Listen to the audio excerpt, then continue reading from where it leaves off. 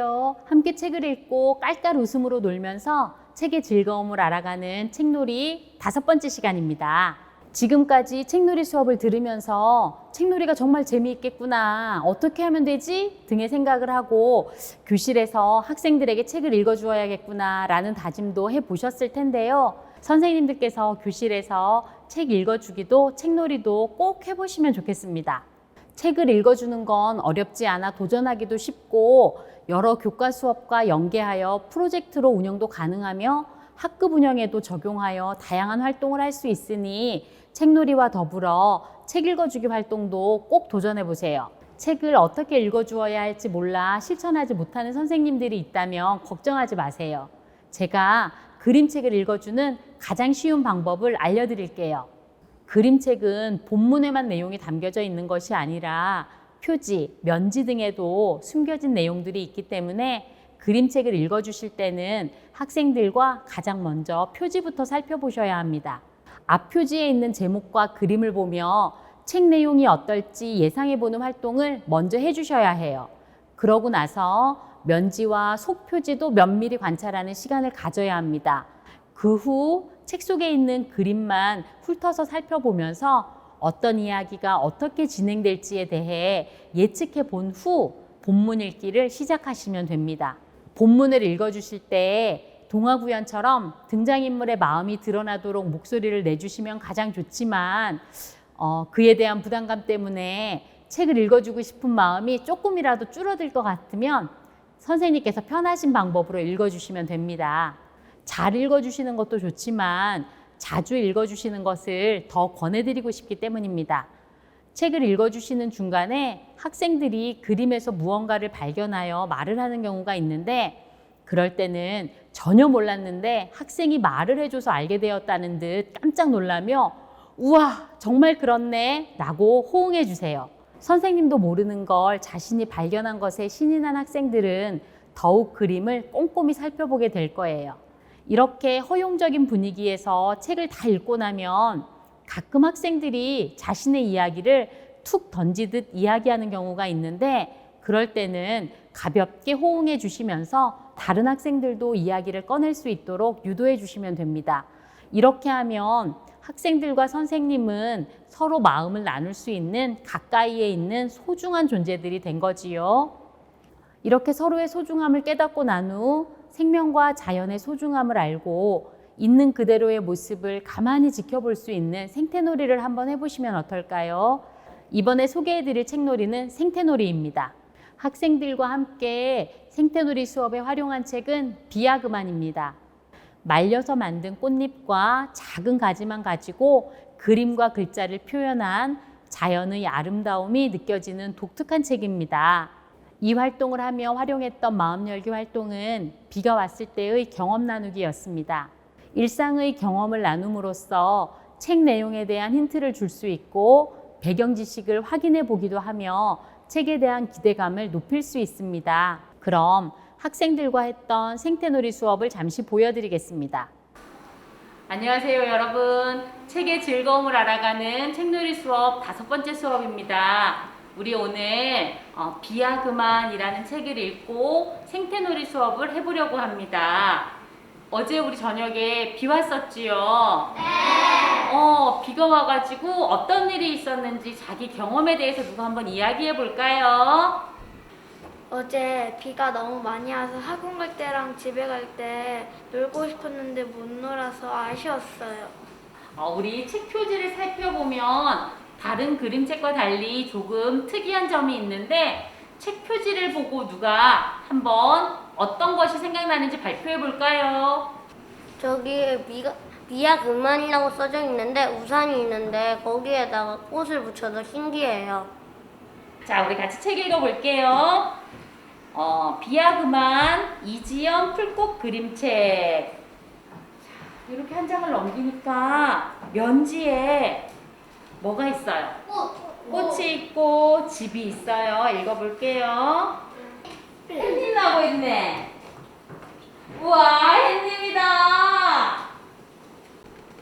다인이는 점프. 다인이 머리 무슨 머리? 까마머리. 점프. 건우는 쌩.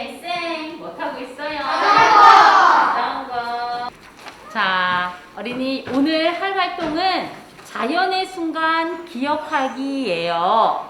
자, 그러면 자연의 순간을 어떻게 기억하지? 그러는데 요렇게 오늘 만들어서 선생님이랑 같이 학교 뜰에 나가서 놀 거거든요. 네.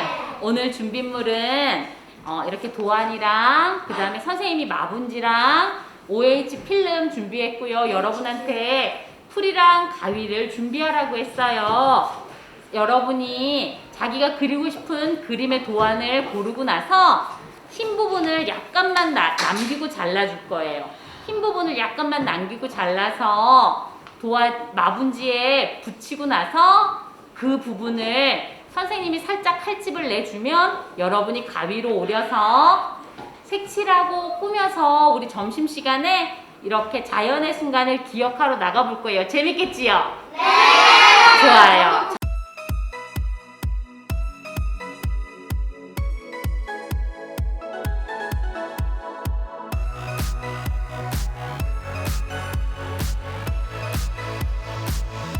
구멍 그림을 가지고 자연의 순간을 한번 잡아보겠습니다. 재밌겠지요? 네!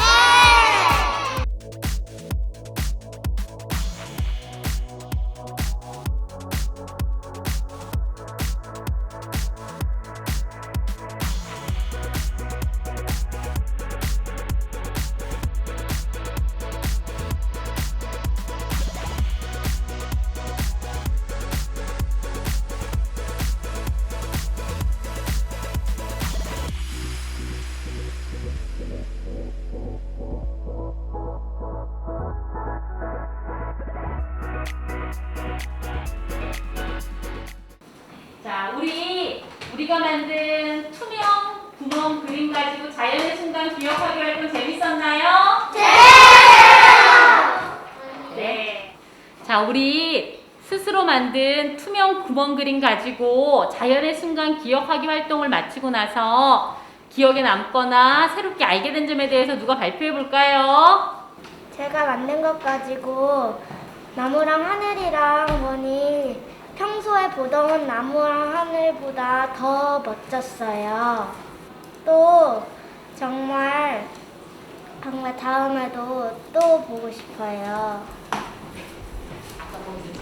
자연과 생명의 소중함을 느끼기에 적합한 또 다른 그림책을 몇 권 더 소개해 드리겠습니다.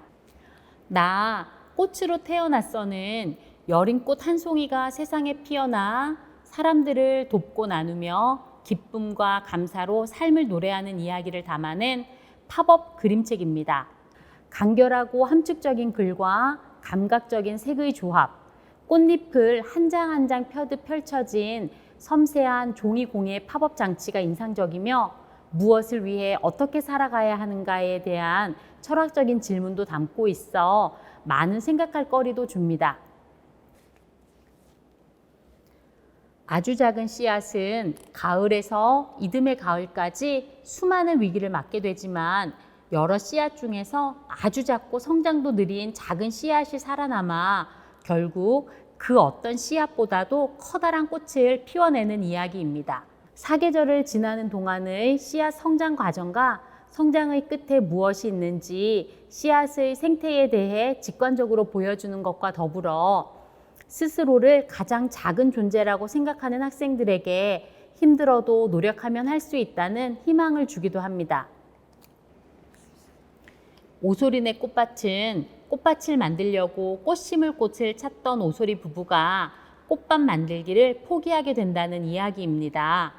꽃을 심으려고 파는 곳마다 꽃 뿌리들이 걸려오고 집 주변이 그대로 들꽃밭이었기 때문이지요. 일부러 꾸미고 가꾸지 않아도 자연은 가만히 두어도 아름다움으로 가득 차 있음을 말해주는 책입니다. 배추인나비 알 100개는 어디로 갔을까는 우리 주변에서 가장 흔히 볼 수 있는 배추인나비가 낳은 알 100개가 다른 곤충의 먹잇감이 되기도 하고 벌들에게 기생도 당하며 어렵게 살아남아 배추인나비가 되는 한 살이 과정을 보여줍니다. 다소 잔혹할 수는 있으나 먹고 먹히는 동물들의 모습을 보여주며 역설적으로 생명의 소중함을 깨닫게 해주는 책입니다. 안녕 폴은 남극기지의 요리사 이언과 아기 펭귄 폴이 친구가 되어 버려진 펭귄 알들을 부화시키고 모두가 행복한 남극을 만들어가는 재미난 이야기를 독특하고 다양한 기법으로 표현한 그림책입니다. 우리가 살아가는 지구에 대해서 환경오염이나 사람들의 욕심으로 인해 살 곳을 잃어가는 동물들에 대해서 진지하게 고민하게 하는 책입니다. 생태놀이는 자연스럽게 자연과 생명에 대해 느끼고 친해지는 놀이입니다. 자연을 온전히 느끼고 자연 속 장난감을 가지고 놀며 자연과 친해지고 다양한 생태놀이를 통해 환경과 생명의 소중함을 깨닫고 생태환경 감수성을 기를 수 있습니다. 책놀이 마지막 연수가 유익하셨나요? 퀴즈를 통해 오늘 배운 내용을 정리해 보겠습니다.